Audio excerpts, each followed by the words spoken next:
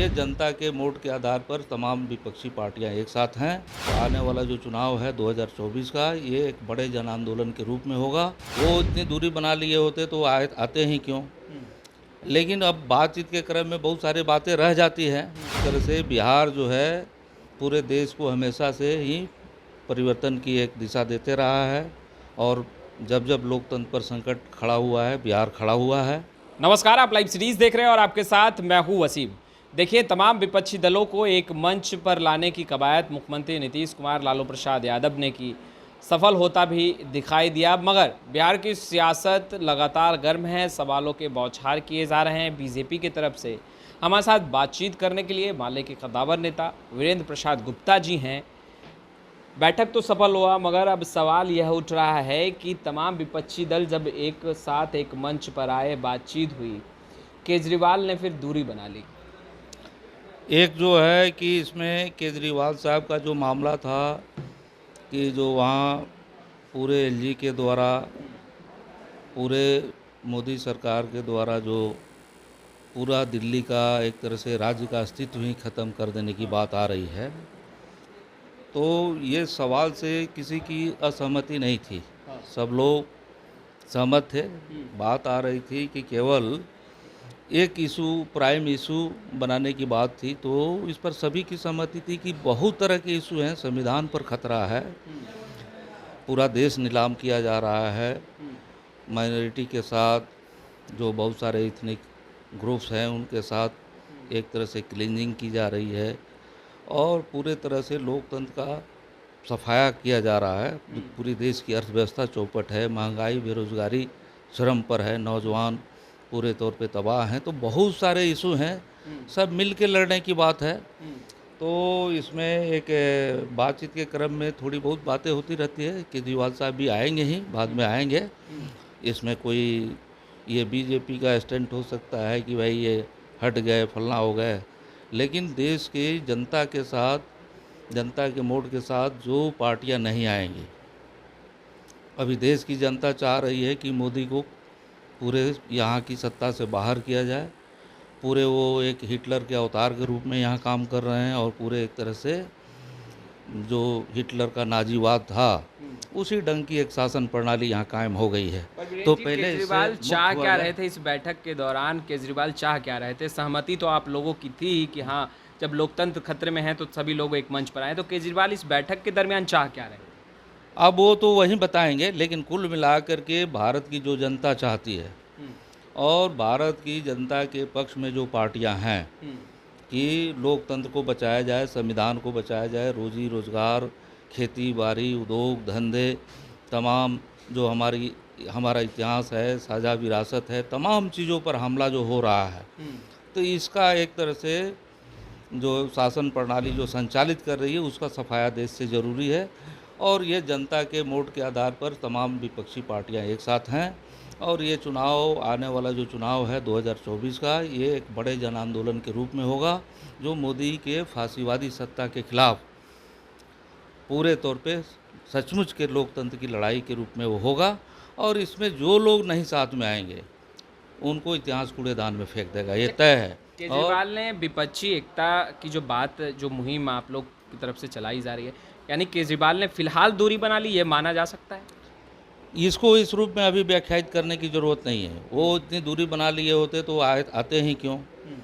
लेकिन अब बातचीत के क्रम में बहुत सारी बातें रह जाती हैं। अब फिर एक शिमला बैठक है, तो उसमें तमाम चीज़ें फाइनल होंगी, और एक तरह से बिहार जो है पूरे देश को हमेशा से ही परिवर्तन की एक दिशा देते रहा है, और जब जब लोकतंत्र पर संकट खड़ा हुआ है, बिहार खड़ा हुआ है। और हम समझते हैं कि आज फिर पटना जो पूरे देश की राजनीति का केंद्र बना हुआ है, हम समझते हैं कि यहाँ से सभी पार्टियों ने जो मिल बैठ के तय किया है, वो पूरे देश को एक रास्ता दिखा रहा है, दिशा दिखा रहा है, और आगे आने वाले दिनों में पूरा देश इसके पीछे चलेगा। असदुद्दीन ओवैसी की पार्टी AIMIM के विधायक अख्तरुल इमाम ने एक बड़ा सवाल खड़ा कर दिया है। उन्होंने कहा है कि ये बैठक केवल दिखावा है, किसी भी अल्पसंख्यक नेता को या फिर किसी भी वैसे चेहरे को नहीं सामने किया गया जो मुसलमानों की आवाज़ जो है वो बन सके, और ऐसे में यह आंदोलन का रूप ले भी नहीं सकता है। ये तो पूरी तौर पे उनकी संकीर्णता है और पूरे तौर पे पूरी दुनिया जानती है। वो अमेरिका में भी मोदी के खिलाफ, अभी अमेरिका गए हैं मोदी, उनके खिलाफ पूरा जुलूस प्रदर्शन का तांता लगा हुआ है कि कैसे मोदी जो है फासिस्ट राजनीति कर रहे हैं और पूरे देश को तबाह कर रहे हैं। तो हम ये साफ साफ बात कर रहे हैं कि ये तो पूरे तौर पे उनका जो मामला है, सीधे तौर पे देश में वो भड़काऊ बातें बोलते हैं और वो अपना मार्केट बनाते हैं। इसके अलावा तो उनको कुछ करना नहीं है। देश के सचमुच के जो साझी संस्कृति है, विरासत है, उसकी तो उनको परवाह ही नहीं है। तो कुल मिलाकर के ये उनका अपना एक संकीर्ण मानसिकता है और इसको जनता खारिज कर चुकी है। पूरे सीमांचल की ही ममता जनता बनर्जी, पूरा असुद्दीन खारिज कर चुकी है। ओवैसी, वीरेंद्र जी, ममता बनर्जी, असुद्दीन ओवैसी, कई ऐसी राजनीतिक दल पार्टियां हैं जिसे इस विपक्षी बैठक में शामिल नहीं किया गया। क्या कारण रहा? ये सभी जो आपको, जिसको आप विपक्ष कह रहे हैं, तो असल में जो जनता के पक्ष की जो लड़ाई लड़ रहा है, असली विपक्ष तो वही है।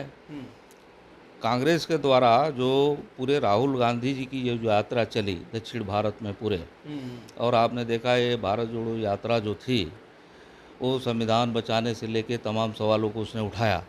और जब अडानी का प्रकरण आया तो सीधे तौर पे आपने देखा कि कैसे उनको कि संसद में कोई बात नहीं रखी जाए, उस पर कोई संसदीय जांच कमेटी नहीं बने, इस लिहाज से उनको वहाँ से निकाल दिया गया। एक तरह से संसद की सदस्यता उनकी खारिज कर दी गई।